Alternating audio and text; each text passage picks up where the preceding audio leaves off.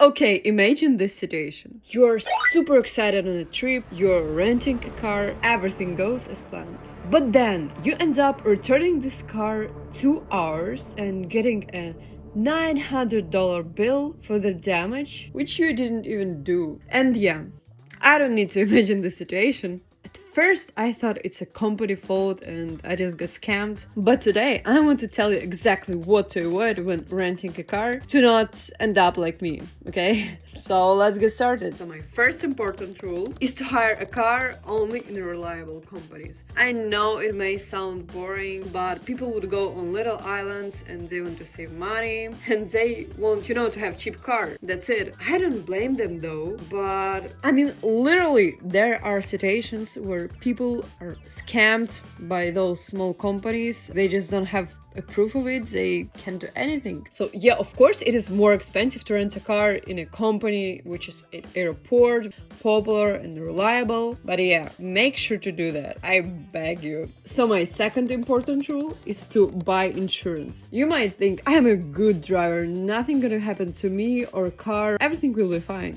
right? I promise you, if you won't get an insurance, you will be anxious for the whole trip. I mean, it's not even gonna be a holiday for you because you will be worried. And yeah, sometimes fees for the insurance really suck. When I rented a car in San Francisco, we paid extra, I guess, $400 for insurance. We had our cars for 8 days. It was like $60 a day. I believe there are companies with lower fees. You just need to find out. Okay, guys, I know you're excited to hear a story from Madeira from the beginning of the video. It was quite a big company, but it's Madeira. Island is really small. Everything seemed fine. At that point in my life, my English wasn't completely good. We went to this registration desk at the airport. I was the only one who knows English. This guy started to offer me whatever he could offer. Okay, so we ended up paying $300 more for a car upgrade, and we didn't even need that. He gave us keys. We signed everything. We were just confused from this flight. We would go to the parking lot. We saw our Mercedes.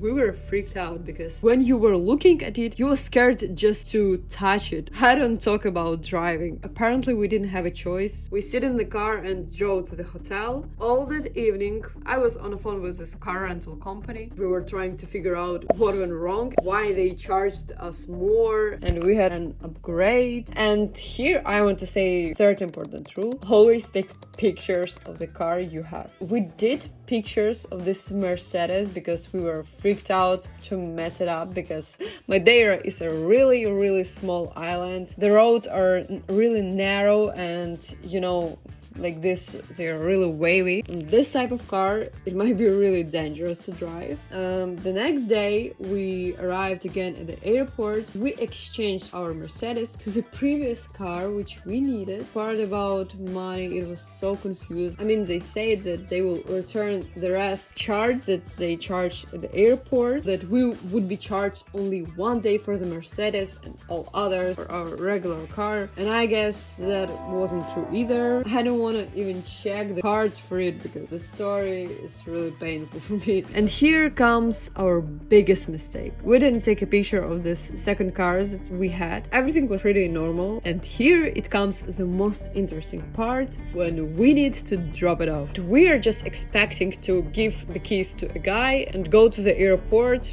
to our flight, basically. Stop, hold on for a few minutes and we're gonna check the car. Okay, I didn't even knew about that, but the car was in perfect condition. We didn't have anything to worry about, at least we thought that.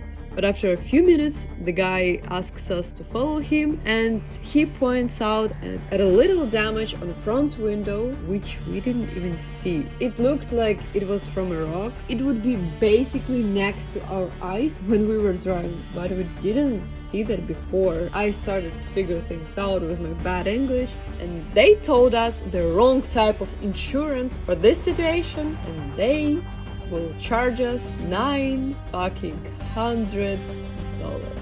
it wasn't even a charge. They said this amount could be refundable, but you guys booked the car with your airline, so you should text them an email and they will refund you money. The airline will refund you money. I promise that it was I was told. It sounds like bullshit, is it? Because fuck, nobody was going to give our money back. So the situation taught me a few things about car rental. The year after that, I was renting a car in the United States and the situation was so much different. We were renting with Hertz. When you drive out of the parking lot, they take a picture of your car. Geniuses came up with this idea. And also with Hertz, when we dropped off our car, you just need to leave the keys inside the car and you can go to airport. You don't need to waste your time there. If something is wrong, they will email you. Of course, Hertz was much more pricier than the company in the Madeira. But guys, when it comes to car rental, I beg you to be really cautious and please choose reliable